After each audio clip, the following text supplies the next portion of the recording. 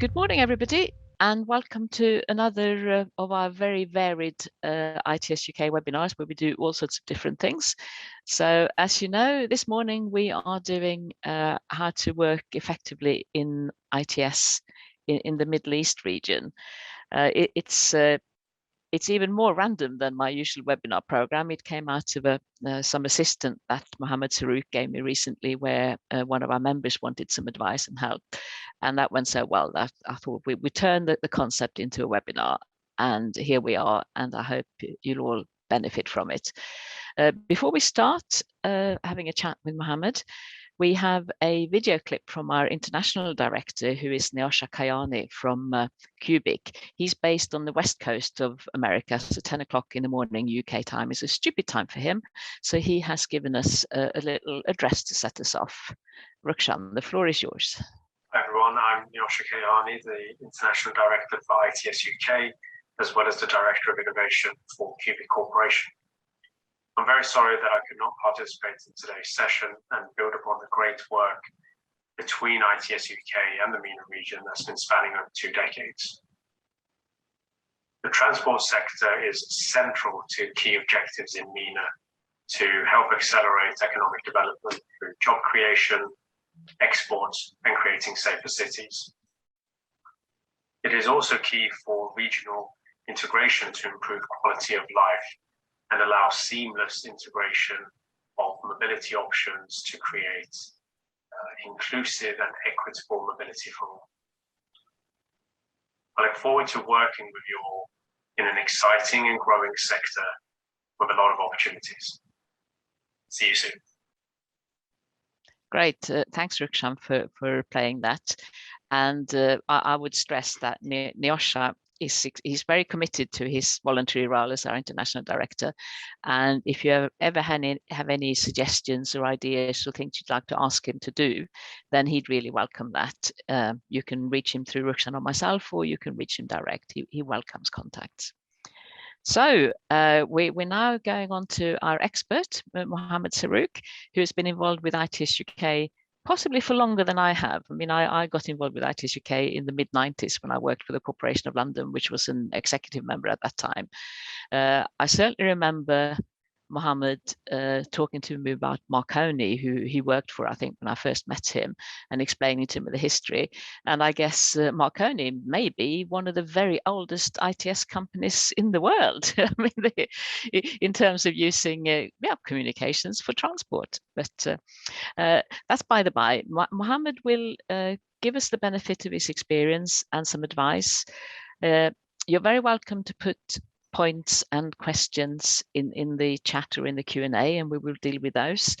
I know that some of you yourselves have got experience of working in the MENA region, so anything you want to pitch in with, we would really welcome. The idea is mutual benefit for everybody.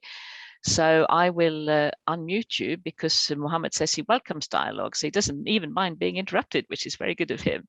So I will now hand over to Mohammed and get busy unmuting yourselves, and you can then interact by typing or by speaking, whichever you prefer. But please keep your microphones off if you're not actually speaking. Mohammed, the floor is yours. It's lovely to have you here. Thank you, Jenny, and it's always lovely to be talking to you. And since you've decided to start by embarrassing me and give me some background, I think you just give me a license to basically thank you, because really I always sort of tell all my colleagues how you transformed ITS UK, make it like a platform to share knowledge and to share experiences. And for that, we cannot really sort of thank you enough, and thank everyone in ITS UK who basically support you in providing that vision. So thank you for that. I also like to thank all those who have attended. And as Jenny's basically mentioned, please feel free to basically ask any questions. And one thing I want to get across sort of in this presentation, or more of this kind of discussion, in a lot of cases, there is just a misunderstanding or sometimes a miscommunication. To give you a simple example, it's like people in the Middle East, they've always told me they don't understand our obsession with the weather. They don't understand why we keep talking about what a lovely weather there is, like in Dubai or anywhere else in the Middle East. At the same time, when they land in London and they start walking around and they see the cloudy day and the rain, they themselves cannot stop talking about the weather. They say, what a lovely day. Because they don't get that a lot. They don't get rainy days, a lot of cloudy in the Middle East. So they can't just stop talking about it. So it's just like sometimes we see things, kind of differently.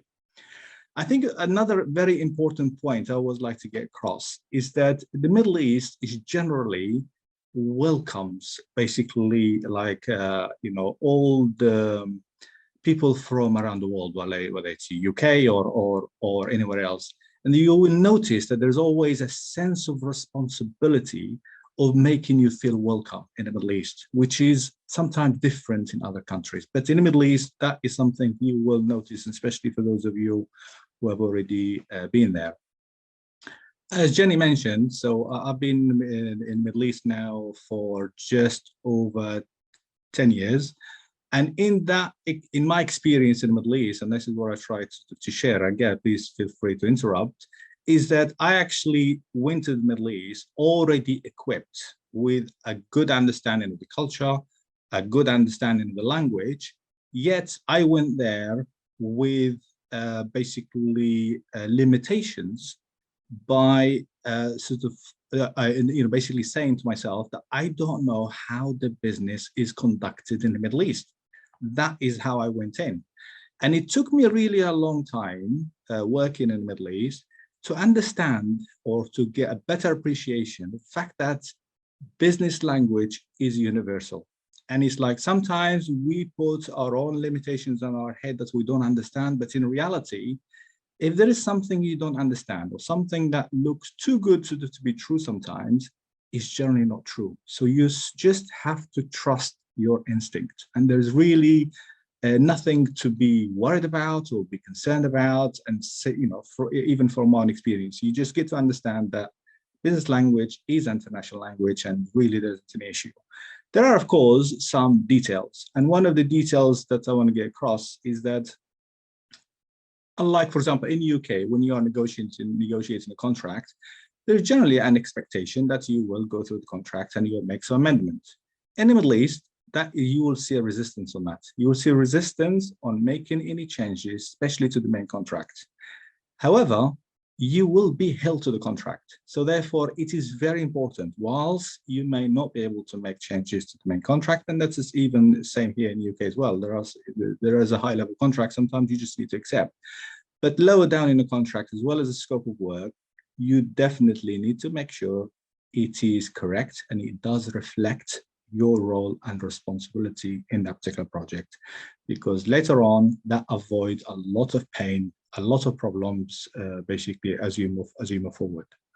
Another quick summary again about the Middle East is that you do need to have some kind of patience really sometimes with working in some of these projects, and those patience has to be in two ways. One is for your own internal organization, because generally, especially like in UK and everywhere else, you're expected to have some kind of basically, especially when costs will be incurred and when revenues will be incurred. So basically the general kind of cash flow. And that is sometimes very difficult to actually predict in some of this project, purely because the life cycle, which I'll talk about later, is actually kind of wider. Okay. So again, if you've got any questions on that. But most importantly, I'd just like to get across that actually the Middle East, I still really see it as a very exciting and a very, it is a growing and a very young market, so which is still largely a greenfield. There are no specific companies that are actually embedded to the extent that no one else can actually enter the Middle East. That's just not true. Still, the majority in the Middle East still see very much like the traffic light is the same as street light. So there's still, in a lot of cases, not a lot of intelligence into it. So even so at the basic level of ITS. But on the other side of the scale, of course, there are some very large, very innovative projects already deployed. But just just to basically set the scene on how the Middle East basically sort of operates at the moment. This doesn't mean to say that, in Middle East, they don't see there is a problem. Of course, all cities, all areas, they recognize congestion as a problem. And they're all trying hard and spending a lot of money to try to address that issue. But so far, up until recently, the focus has been very much onto the civil work, which is basically like widening road, to deploy new roads, doing underpasses, flyovers, and more recently started heavy investment into the metros, buses, etc. So in largely, I think if you try to compare the Middle East with UK as an example, you can actually very quickly kind of conclude that ITS is still largely an exception rather than business as usual in the Middle East. So whilst, of course, there is a lot more growth, or has been a lot of growth, and there is more growth, it's still at the beginning. It's not in a mature state that you would probably be used to here in the UK. The good news is that there is definitely a very, very strong desire at a very high level in government, and it filters all the way down to deploy the best in the world. So that is just embedded. What that tends to do sometimes is actually kind of delay some of the project, because you get into the debate, what is the best in the world? And then it goes through that learning curve. And then it goes into, well, what standardization should we follow? And that's where it gets confusing, because like in the civil work, in the civil work, like whether it is highways or whatever, there are existing basically standards around the world that you could just pick up and basically use. But when it comes to ITS, that doesn't actually exist. So it kind of delays deployment.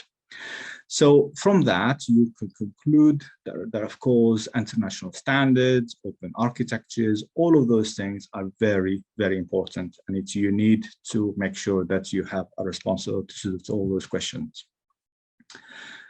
I'm not going to talk about COVID-19 because I think we've all kind of done it to death, but the key thing is from it, or the positive, two main positive things happens from it. One, there is an acceleration of a number of innovative projects. So there's been a number of booking systems and demand management systems which are working really well, and they were deployed at a record time.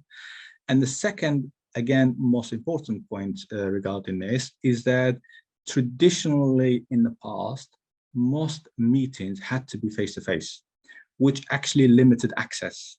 Now you can basically have meetings virtually with any kind of government agencies across the Middle East very easily, very quickly. So it's actually been positive that you can have access to authorities that you previously probably wouldn't have had access to unless you were physically there. So far, any questions, kind of Jenny? Anything from anyone? No? If not, I'll just continue talking. Yeah, no, they've all been invited to pipe up in three different ways. They can raise their hand and ask to speak, or they can put in the chat, or they can put in Q&A. But so far, they are quiet. So please carry on. Okay, right. So in terms of the opportunity life cycles, one thing I said I will mention is that, for example, for those of you who are familiar with sort of kind of target account selling as an example, where you're constantly looking for a compelling event for an opportunity to see whether the opportunity is real or not, whether you should invest in the opportunity at this moment in time or wait until the opportunity becomes real. In other words, there is a budget being allocated to it. There is a particular sort of campaign event that means contracts will be awarded in a specific time. Well, if you apply that kind of rule in the Middle East, you probably, I don't know, I'm not going to say it's right or wrong, but you need to probably understand that in the Middle East, a project will start before a campaign event, okay, in a lot of cases, because it generally will be the first time you will come out, you will be like they're looking for what's the best solution in the world. So they're asking for costed proposals just to see what's the best. And then next stage is that they'll be looking to build their own internal business cases. So you might see same opportunity being tendered probably more than once, which of course it causes frustration to people who don't understand how the life cycle and how does it start, because they constantly think, okay, there's a tender, why is it not being awarded? So you need to be aware of that. And then from when as you move forward, you'll find that the biggest problem or obstacles in the Middle East, most of these opportunities, is the generation of those projects. So therefore, the earlier you participate, the better it is for you anyway, for your organization or for your companies. And that is, it gives you an opportunity to get or to share your experiences and to share what is the best in a world, which then allows both your local partners or even basically the local government authorities to actually start defining this project. Because from my experience over the last number of years now, there hasn't been opportunities that I'm aware of that did not become contract. Some of them took 5 years to become contract. Some of them took 2 years, some of them took less. Some of them only take like a few months to become contract, but they all generally do get awarded and they generally do basically go into the delivery. So as you, so it's very important that you actually get involved with that.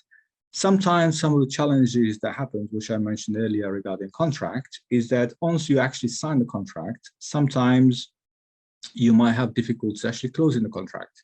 And that is largely to do, you'll find, because you've never really defined the scope of the project in the beginning. So sometimes there is a tendency to move that the definition of the project into the contract implementation, which is of course can be a problem, because it means you can never kind of close it, because you'll have different understanding of what the project is, and it can cause misunderstanding basically, and a cost overrun, etc. So it's very, very important that you do define the project, you do define your role and responsibility, and if possible, even define the acceptance criteria. You will not find that in RFP, you will not find that in a contract, but it's you that really, when you get involved, you do have to take your time and make sure you do define your acceptance criteria. So therefore you address any issues before you move on to the project. They are the key point I want to get across, and the purpose behind that is really to get you thinking as to basically to help you come out with questions or any kind of discussions. So any more questions? No, there aren't any questions, which really surprises me. So people, please, there must be things you want to know that you don't know already. There probably are also those of you who have worked in the Middle East already. You may well have things to add to what Mohammed said, and we'd love to hear them as well. But while people are thinking, that there's one thing I'd really like to ask Mohammed, which is, I mean, usually I'm very cynical about revolutions, automated transport revolution and active travel revolution, etc. Blah blah. Usually, I'm quite cynical. I always think it's evolution, not revolution. But I do think in Europe we are now looking forward to a lot of work coming out over the next 10 years around carbon reduction, new modes of travel. Possibly even travel reduction, which weirdly is going to cause work for ITS people. Do you foresee, I mean, I know I'm asking you to get the crystal ball out now, but do you foresee something similar happening in the MENA region, or will it be more like business as usual with the fossil fuels and the SUVs?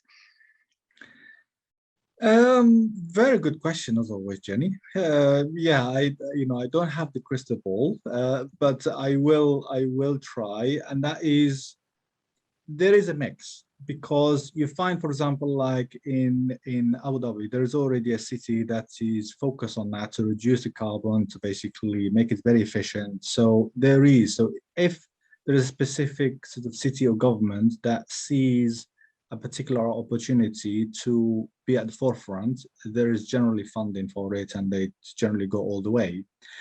But is the general public actually somehow feel as passionate, perhaps, as more and more people in UK and Europe are actually feeling about the environment? I'm not sure. I think there is in the Middle East, it's very much seen as an opportunity to basically jump ahead. So there is now more recognition to go for solar panels projects where before it wasn't the case. So, but I don't think it is yet business as usual, because there is a lot of catching up to do with bringing the infrastructure and the technology deployment up to the same level that everybody's comfortable with. And then, of course, you start moving forward. But yes, generally there is an interest, but not the same level. Oh, thank you. That's interesting. We do have a question from Colin Wilson, but I will take my privilege as chair or moderator, whatever I am, to ask another question, which is to do with, as you know, we've done a lot of work in ITS UK to try and improve the gender balance in the ITS sector. And we have made some headway. I was a bit disappointed to see that a recent sample of members, we did a questionnaire, so members self-selected to answer the questionnaire, and only 15% of the respondents were female. I thought it would have been higher at this point, but we're working away at it. So as you know, there are lots of stereotypes and lots of sort of people think they know about what it would be like as a female ITS expert to work in the MENA region. And I think often in the stereotype, people have an opinion, and it's like whether it's Morocco through to Iraq, they think it's going to be the same, which common sense tells you it can't be. But if you were me, Mohammed, and a young woman working in ITS was saying to you, do you think I should look at working on projects in the Middle East? Would that be interesting for me, and would it further my career? Or would I not be as impactful in the project team if I was there as if I was in, say, Argentina or Spain or wherever? What would you answer? What would be your advice? Well, I mean, this is a topic that I think I feel a bit, because I've got the inside knowledge of both sides. So, and I think it's one of those topics that is always misrepresented. I think generally you find, in UK, people think that in the Middle East, or, that women are not engaged, or they are oppressed, or something like that. And it just, in my opinion, it's further away from the truth, because the women in the Middle East, in my opinion, they're actually more empowered than the women in Europe. I think they get a bad deal in here. I mean, there they get the power to spend the money without necessarily having to even earn it. But anyway, that's a separate topic. But they are engaged, and I've also personally been involved in projects, for example, like in Riyadh Metro, where we had young female experts come in from Germany and from others, actually being part of the project. No issues at all. Same thing you find. So even like in places like sort of in Saudi, where you would expect that sort of a young female kind of being in the project is a problem, it wasn't a problem. And that wasn't a problem even before the current king, who's actually pushing and giving women a lot more right than problems that they had in the past. In terms, even then it wasn't a problem. So I think it's one of those things that is really doesn't have a lot of truth behind it. In fact, women in the Middle East are more protected, more respected, probably, than anywhere else around the world. Thank you. That's really useful. And yeah, other people on the call, but me included, that gives us a bit more, how can I put it, something more grounded in reality of what advice we should give to these young women when they're thinking about their future career. You remind me a bit about one of my next door neighbors who is Nigerian, and who says that he gets really fed up with regularly being asked if there are many lions where his family live. But it's amazing what people think they know, which they don't actually know at all. Right, I'm now going to ask Colin Wilson, who works for IBI and who's also the technical director of ITS UK, to unmute himself and ask his questions so we get the benefit of another voice. Colin, please. Okay, thanks, Jenny. Hopefully you can hear me okay? We can. Perfect. Okay, good. I wasn't quite sure what to do if you said no. So yeah, I'm glad you said yes. Okay. Morning, everybody. And morning, Mohammed. Good to see you again. Hope all is well. In fact, when I saw your name, Colin, I was thinking, surely you must have a question. I mean, I was about to say, Colin, you must have a question. Go on. Yeah, you've got 30 seconds to think of one. Yeah, no, that's fine. First comment about the weather. I think if they were looking at the weather I'm looking at, I think they would be complaining. Trust me. But secondly, and probably more importantly, your comment on acceptance criteria. I was quite interested to hear a little bit more about that, and in particular, I suppose the appetite amongst public sector clients, and particularly on sort of innovative jobs where perhaps the requirements aren't quite as firm as they might be on sort of more traditional jobs, should we say. Just wondered what the appetite was amongst public sector clients in the region to do that up front. Well, that's like, yeah, that is definitely a good question, but I first want to tell you about the weather. And that was, Jenny knows, only a few days ago when we were at the NEC, one of my friends in Saudi, basically, he was there, and he couldn't stop talking about the weather, because even before he actually arrived to the NEC, he called me. He said, I'm walking the streets of London and the weather is rainy and it's cloudy. And that's the first thing he told me before he even said, like, I'll see you at the NEC. But, anyway, so that's why it actually reminded me to give the two sides.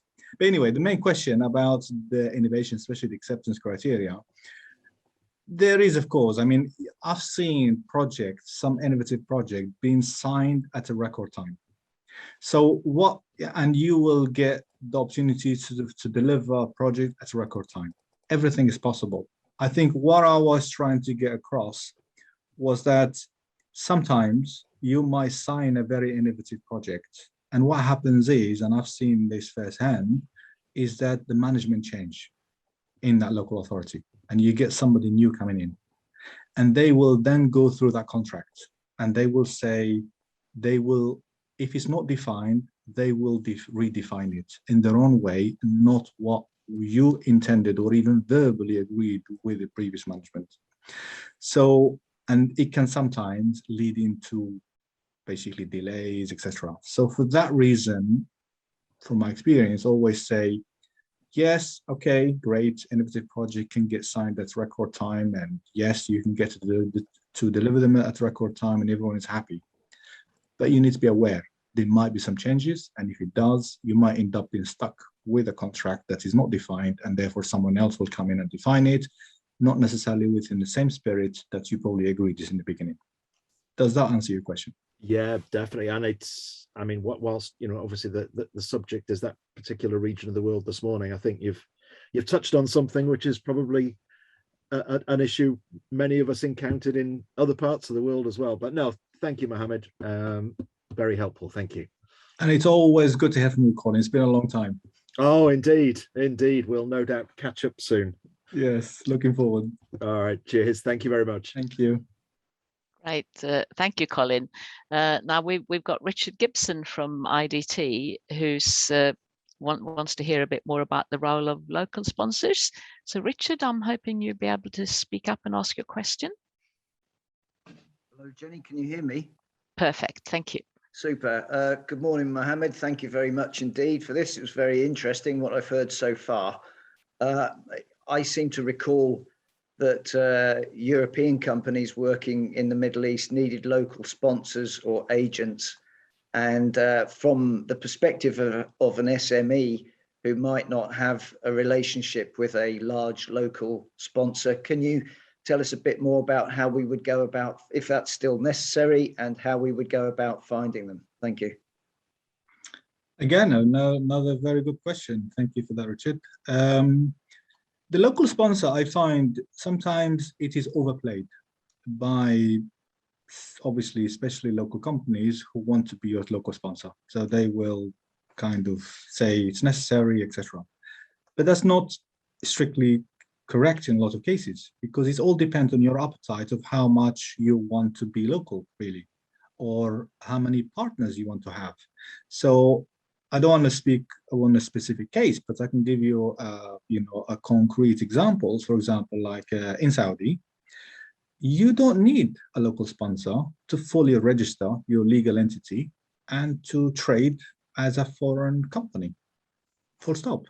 There are sectors where a foreign company is not allowed to have a local entity. For example, like surprisingly enough, a consultancy, you're not allowed to have, as a foreign company, you cannot start up a consultancy company.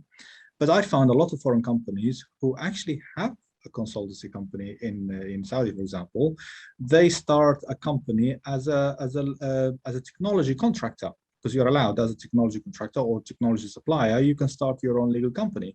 And then from that, they then use multiple local consultancy companies as a prime contractor to deliver their services. So they have a legal base, and then from that, they will work with multiple local companies. So it's not always correct to say that you must have a local sponsor. It's up to you. You can, if you work with one and you find one that works for you, great. But if you don't, you can. One thing I would say is that setting up such a local entity is not as simple as in the UK. I mean, in the UK, as you know, 5 minutes, you can have a legally limited company ready sort of to trade. By probably a week later, you probably have a bank account and everything set up. That is not the case, okay? So it will take you longer, but you can. Does that answer your question, Richard, or do you want me to expand? Yes, yes, Mohammed. Yes, it does. Thank you very much indeed. That's very interesting. You've told me, you filled in some details. There's some stuff there I didn't know. I still think that for my particular position, it would be beneficial to work through a local partner. But it's interesting that it isn't a requirement. It's certainly, when I was involved in projects in Oman and actually Iraq back in the late 80s, it was a requirement there, and it introduced a number of complexities to the transactions. But on the other hand, it made certain other aspects quite a bit more simple. So it's something that I'll need to explore. But thank you very much. That was good. Yeah, you're welcome. And also I've seen cases where companies have actually, including consultants, who've done business in UAE and in Saudi, where they never even registered and they didn't even go through a local sponsor. They actually had a contract directly, and you just simply get the sort of the tax withheld, basically the 5%. From your invoice, and you get paid as a foreign company. The only thing is that you can only sign such contract that you can actually deliver from abroad, because to actually deliver locally, you obviously need to be working with someone or you have your own legal entity. But that used to be the case. Nowadays, I think, even for example, like in Saudi, as you know, the visas now, they've been opened. In the past, you need to have a sponsor or a company inviting you to come in, and then that's how you get your entry visa. Now you have an entry visa at entrance. You can land and get your visa, and then basically sort of walk in, or you can do it online and then walk in as a tourist, or even sort of to conduct business meetings. So things have moved on quite a lot, and some people are still sort of holding on to perhaps some sort of old information or old experience. Well, that's definitely the case for me. That's really interesting, Mohammed. Thank you very much. That's why I was attracted to this webinar. So thank you very much. Really appreciate it. Thank you, Richard. Thank you. Thank you very much, Richard. Okay, next we'll go to Shafiq Garda from WSP, sort of linked to the previous question about presence in the country and that sort of thing. So Shafiq, please, I invite you to state your question. Hi, Mohammed. Good to see you again. Yeah, likewise. Long time. And Jenny mentioned Marconi. I seem to recall we started at a similar time working for Marconi. Exactly. And in fact, you had Middle East experience before me. So what's your question? Mine is maybe before your time, but yours is not more extensive, I think. So, Norman, I'm really keen to understand about the client's mindset nowadays, with more of a push around remote working and virtual operations. I know in the past, companies wishing to deliver work, whether it's Saudi Arabia or any other Middle Eastern country, there was a requirement to have quite a permanent presence there. So, the interaction and the collaboration can be more direct.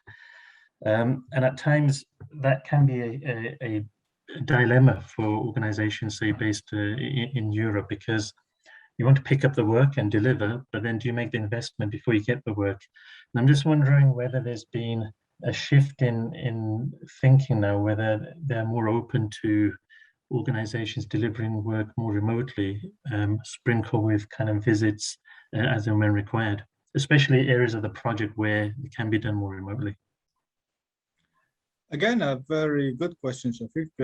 One thing I can tell you as an overall is that whilst in Saudi in particular and the UAE in general, and especially Saudi, the country is almost unrecognizable from the one you probably remember, in the Marconi days. It's just completely, it's almost like things at the time, probably just over 10 years ago, that you would have thought it will probably take 20, 30 years, 40 years to reach. The country is already there now. So it's completely, in fact, they're constantly looking for innovative approach, innovative ways of doing business. In the olden days, and I say in olden days, it wasn't even that old, even just before COVID, I pretty much used to live in airports, especially because of the reasons you mentioned. It's just they always insisted on that face-to-face meeting, face-to-face discussions. I used to just always traveling. And what was the good thing that I was trying to get across earlier is that COVID is actually, even though I was in Saudi, I was doing all my meetings through Teams and etc. So it's like completely transformed, and now it is acceptable, where before, you're correct, it was seen as not acceptable. But saying that, there are some organizations they were way ahead in their thinking, even before COVID. They, for example, the example I was given earlier, like the Riyadh Metro as an example, they had organizations working from different countries around the world, whether it's US or Europe, and they were doing it like half-half. The remote working as well as basically presence only when you need to do like some brainstorming sessions or presentations or something like that. So even before COVID, some of the leading basically authorities, they were already open to getting their objectives met or their goals basically met by any means necessary. So yes, the answer to your question, a lot of transformation has happened over the last few years and been accelerated through COVID. Great, thank you. You're welcome. And good to catch up with you, Shafiq. Yes, hopefully we'll meet soon. Thank you very much. I've just realized I've been engrossed in listening, and we had 3 people joining who I hadn't unmuted. So Harry, Steve, George, and I've lost the third one. You are now unmuted, so feel free to ask any questions if there's anything you wanted to come back on. Apart from that, I don't have anything. So Mohammed, should we sit quietly for a few seconds and see if anyone? I'm sure has Steve is cooking a question now. I can feel it. No pressure, Steve. What's your question? Sorry, Mohammed. He's obediently unmuted himself. I've just unmuted myself. Unfortunately, I've come at the tail end of this because I had an overrun from a previous Teams meeting. So yeah, I'm a little bit just watching at the moment to see what's going on. And good to hear from Shafiq and obviously Richard as well. I just caught the tail end of their comments as well. So yes, so unfortunately, I'm not too great a contribution at the moment to this conversation. That's purely because you know it all. You've been involved for so many years. Well, we have been involved for a long time with it. Yes. Yeah, yes, exactly. Yes, So you already have all your questions answered. But I can still think that I could feel that you wanted to say something. Even if you say you have all the answers, I'm still saying something. Well, no, I'm thinking just also as we discussed actually last week at Highways UK, the role of ITS Arab coming up as well, and how that will potentially assist the opening up markets for UK companies and so on into the Middle East, and how the role that could actually play. Well, thank you for that reminder. Actually, you're right. I mean, the discussion we had, I think for the benefit of everyone, I did mention before you joined that there is a lot of, sometimes a problem with which standards to adopt in the Middle East. And it can sometimes actually delay projects. So as we discussed, is that, yes, there is actually a very strong role for example, like as we discussed, the UTMC to actually be adopted basically across the Middle East. And certainly, I think there is a strong interest for ITS Arab to actually adopt the UTMC and to basically propagate it, because as you know, you've been involved in the project we've done ITS Arab a number of years ago, by looking at different ITS architectures around the world and trying to come up with, should ITS Arab develop a new ITS architecture, or should they adopt one that is already basically used and successful? And the same thing to do with the standardization. And I think we'll be looking at that. And I think as we discussed, UTMC has gone such a long way forward, and is already consolidated all the best standards from around the world, because in the Middle East, it was largely NTCIP in the beginning, because it was the only one that was publicly available. And UTMC takes it 10 steps forward, because it's like adopt the NTCIP sort of kind of concept and generated it to be fully interoperable, but at the same time being open enough to be applied in all kinds of scenarios that are not necessarily limited to US product. As you know, that was the problem with NTCIP. So yeah, that's a very exciting time, and I think working, so continuing working obviously with you with your UTMC hat on to basically make that happen as we move forward. And thank you for reminding me, because as you know me, I'm getting a bit old now. So no, I don't remember that. No, yeah, no, I just thought, well, it's good you mentioned UTMC, because I have been having discussions with DFT for quite a while now about the direction UTMC should go in the UK, because as most people know, it's been dormant for quite a few years now. And we have organizations like ARTSM and Topaz coming through, who are pushing things forward for local authorities in sort of in terms of type approval mechanisms and self-certification of products coming through.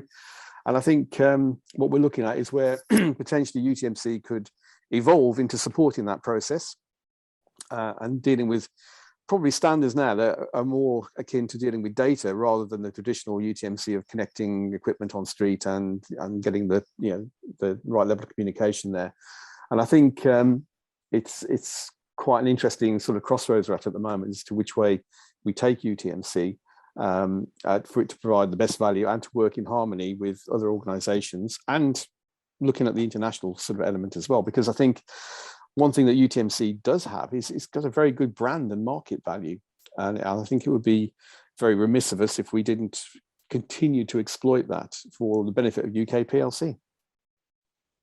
Yeah, I totally, and I agree with that, because I think as I sort of shared previously, is I find that, in UK, there's been a lot of work in standardization for many, many years. And in some cases, in the Middle East, I mean, like in UAE, they tend to adopt mainly UK standards anyway. So they actually, but in some other countries, they tend to just simply blindly follow basically the US standards in some cases, just because it's available, not necessarily being the best. I mean, they say they want the best, but sometimes just being available freely available on the web that somebody can just download and copy paste into a tender. It just gets basically adopted, and somebody responding to an RFP is finding themselves they have to respond into like a certain standard that don't actually align with the main requirement of the contract, which is to be multi-vendor and to adopt the best. So it's, you find there is some cutting and pasting that takes place that actually causes a conflict even within the specification. And as you know, from the work we've been doing for many years now in terms of the standardization and etc., is that it will take ITSR probably another 20 years to actually develop such sort of, you know, something like a standardization that the UK is already spent many years developing. So you'll be actually kind of not wise, or even not even, you know, sort of advisable to basically just ignore all that good work and somehow try to recreate something different. So that's why really sort of feeling excited, and so a lot of my colleagues in ITSR feel the same way after our discussion, is that let's adopt the best. And what you said just now, the fact that the UTMC is going through a phase where it's going to basically take the next step forward and take into account of the international basically requirements, that's even more exciting, because that means it's actually opened to adopt some probably additional requirement that perhaps were not necessary for the UK market, but might be necessary for like Middle East markets or other international markets. So again, exciting time. Excellent. Thank you, Mo. Thank you. Thank you, Steve. Yeah, Mohammed, if I can ask a follow-on question then, because as you know, standardization is one of my key obsessions in life. Getting ITS UK members more involved.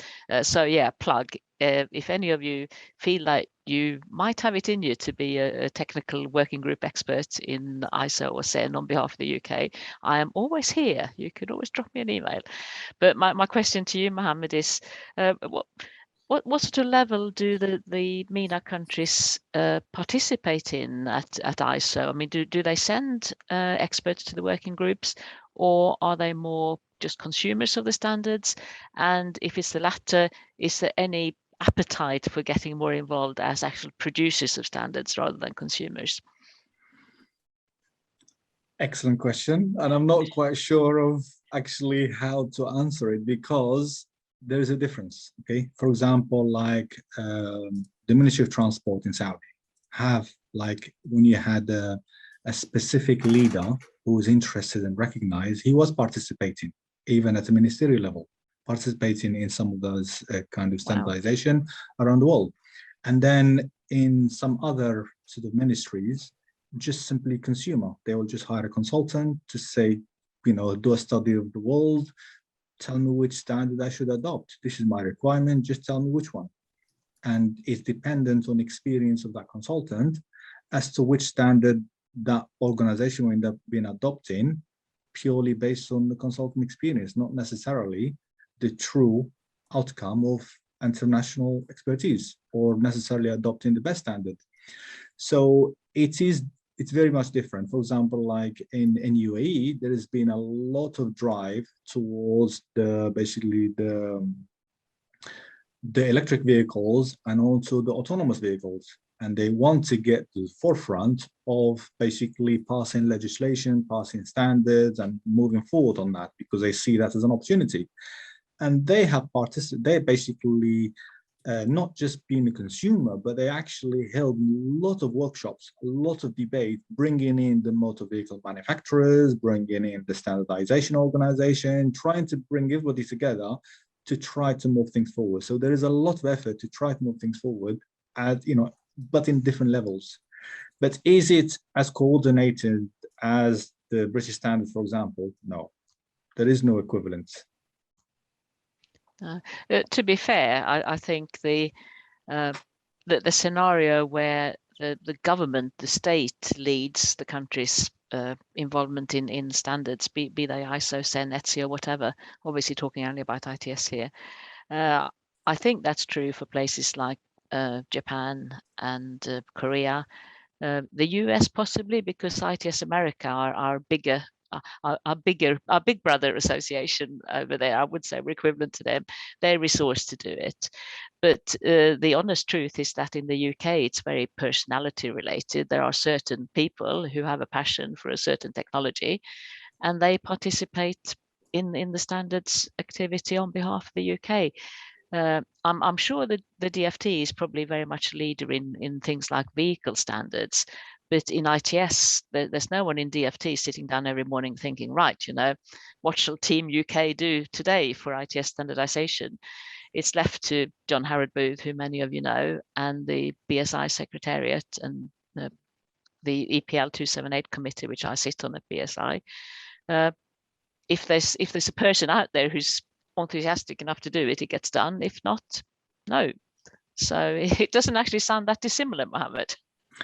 Well, I see your point, but even in my days in Marconi, as you know, we were the most active in the British standards, so, and then in European standardization. So, but even at that time, I think the difference I'm trying to highlight is that in UK, there is the BSI, there is basically a route, and there is a process for companies to be engaged as and when they feel passionate about something.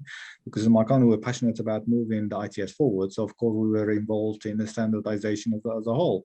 So, and of course, things change overall. New companies come along, they become involved, and now probably there's more companies involved in autonomous vehicles and other areas like that. But there is a mechanism to do that. That mechanism doesn't exist in the Middle East. I think that's the point. It's like, even if you wanted to, it's very difficult to coordinate and to participate because it just doesn't exist. It's still very much, as you highlighted, it's personalities. It's like you have a deputy minister or a minister in a particular area, or you have another authority that really wants to push something forward. And it's that personal effort that makes things happen, not because there is a system, there is a process that makes things happen. I think in UK you have both. So there actually wouldn't be, for instance, an Egyptian Institute of Standards. Maybe there is, but I've never seen them active. It's like this is something to research. You got me interested now. Yes, so there isn't actually an equivalent, because I've been in the Middle East now, as you know, for a number of years. And trying to push through standardization is just not easy. You do require that kind of sponsor, that individual that will actually push things forward. In UK, it's very easy to participate. You just need to be willing, and it doesn't matter what level you are in an organization. Oh, absolutely. As I said a few minutes ago, if any of this sounded interesting to you, then get in touch with me. And yeah, as Mohammed says, we have a sausage machine to feed you into, and which, yeah, you've just made me realize how grateful I should be for that. There is a system. Yeah. Great. Okay. Something's appeared in the Q&A. Last knockings. Nathaniel, please unmute yourself and ask your questions, and you can be the last question of the day. All right. Hello. Hello. Okay, so I do attend some webinars by CIHT and CIHT Dubai, and I can see that the title, well, it mentions Middle East. So I'm just wondering if there are any parallel opportunities for ITS UK to also engage in conversations with CIHT and its Dubai section as well. Maybe this is more of a question for you, Jenny, but yeah. Yeah. No, that's a really good question, because again, so I've learned something. I've known for a few years that there's IET India, but I did not know that there was CIHT in the Middle East. So that's really useful to know. And maybe, Mohammed, that's something that ITS Arab and ITS UK could take forward with CIHT. There might be some joint things we could do. It could be quite fun. And the time difference isn't shockingly awful for doing joint events. So thank you, Nathaniel. That's really useful. We'll make a note of that and take it forward. Yes, and I think for those who don't probably know, so maybe it's worth reminding, I think, everyone that there is an agreement signed between ITS Arab and ITS UK And that agreement basically came from years of frustration of trying to resource ITS Arab to the point to actually deliver the same standard basically of service as we get in like in UK through ITS UK. And we have to basically admit we failed in doing that because the resources that we tried to basically recruit was just didn't have the experience and couldn't deliver that level. And based on that experience, when was it? Was it a year or 2 years ago, Jenny? We basically, there's like an agreement signed between ITS Arab and ITS UK for ITS UK to provide that expertise. ITS UK is already well resourced with basically a very efficient machine and well dedicated and passionate individuals that wants to share that knowledge, share the experience, and that is something we recognize is lacking in the Middle East. So there is that but so far, yeah, we're still working on making that happen or make it a reality in sort of the ground level. But yeah, this is a good idea, and we definitely need to move forward, Jenny. Yeah, that's great. So it's always good to have an outcome of an event. So the outcome of this morning's event is that we all know a lot more about ITS in the MENA region, thanks to Mohammed. And we have an action, which is to take that forward with the CIHT and see if we can do something jointly. But that's it. I will pause here. I'll attempt to give you back 1 minute of your life. My computer says 10:58. So thank you very much to all of you for participating. And the attendants make the meeting always, and you certainly did that for us this morning with your questions and your comments. But the big thank you, of course, goes to Mohammed Sarouk, lifetime member and supporter of ITS UK, as well as, of course, everything he does in ITS Arab. We hope to hear from you and see you again soon. Oh, and message from Singapore. Nathaniel's off to have his dinner. I suppose most of us are off to have our brunch. So enjoy your brunch. And thank you very much, Mohammed, and everybody else.